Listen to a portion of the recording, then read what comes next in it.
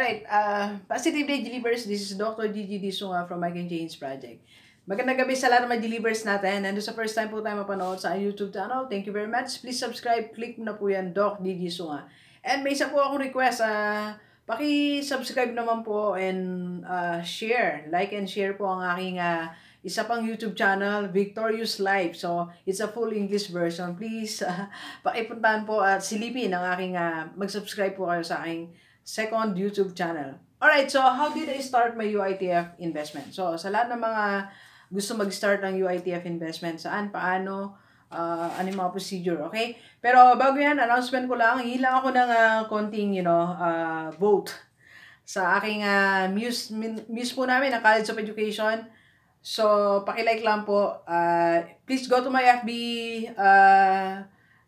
account, yan. So, mamaya or tomorrow, ilalagay ko po siya. Plus, meron kaming ticket na eto, sa kanya. 10 pesos per each lang naman po, 10 pesos per ticket, okay? So, if you want to help our muse, simpleng bagay lang pero naisipan ko lang, support po sa aming muse sa College of Education kasi meron kaming, candidate po namin siya. Ayan, so, gusto ko lang ipakita that I'm supporting her. So, if you want to help, yan. So, pwede po kayong mag-message sa akin. Okay? Thank you po. Alright. Okay, so how did I start my UITF investment? Okay, so, paano ba nangyayari ang aking UITF investment? Ganito po. So, right now, ang UITF ko po ay ilang taon na rin siya. Okay, so, paano po siya nangyayari?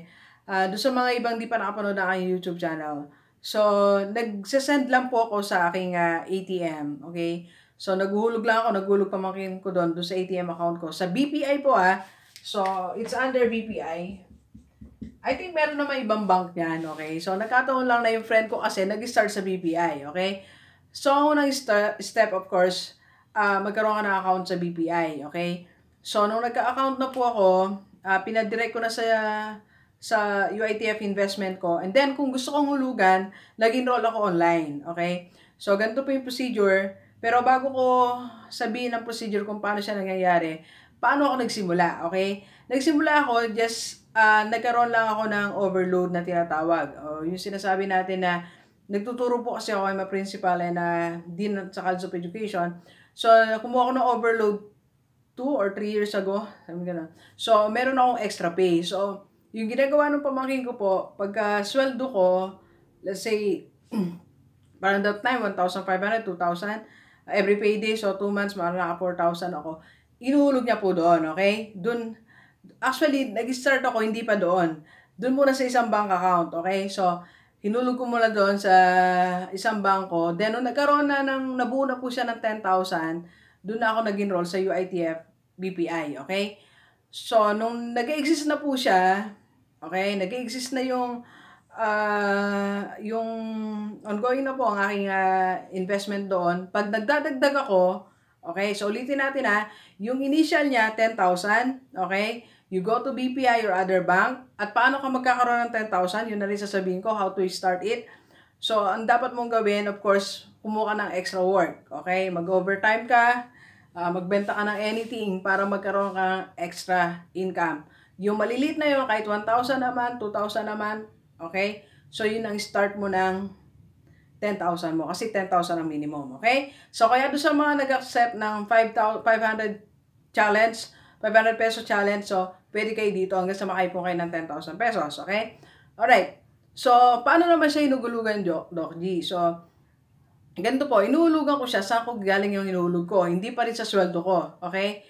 Pag nagko-coach po ako, alright, so pag nagko-coach ako, 40% inuhulog ko po doon, okay? Yun yung nakalaan for my UITF. So, inuhulog po yun ng pamangkin ko. Kaya kanina, naghulog po siya, kasi kanina, paggabi, may nagpa-coach sa akin. So, pag hulog niya po, tinatransfer ko lang sa aking, naglalagin ako, so, i-assist naman kayo ng BPI, ita-transfer ko lang siya sa aking investment. Madali lang po procedure. Ituturo sa inyo step by step. Mabait po ang mga tao sa BPI. Okay? So, dyan nagsimula at paano umulad yung aking UITF investment. Okay? So, simple lang. Unang step, ulitin natin. Magkaroon ka muna ng sideline. Okay? Pilitin mo, this 2019, magkaroon ng extra income. Then mag-open ka ng, ipunin mo muna. After, ano mong ipunin, huwag mo ipunin sa wallet ha. Ipunin mo sa bangko. Pagka 10,000 na, withdraw mo, ilagay mo sa UITF.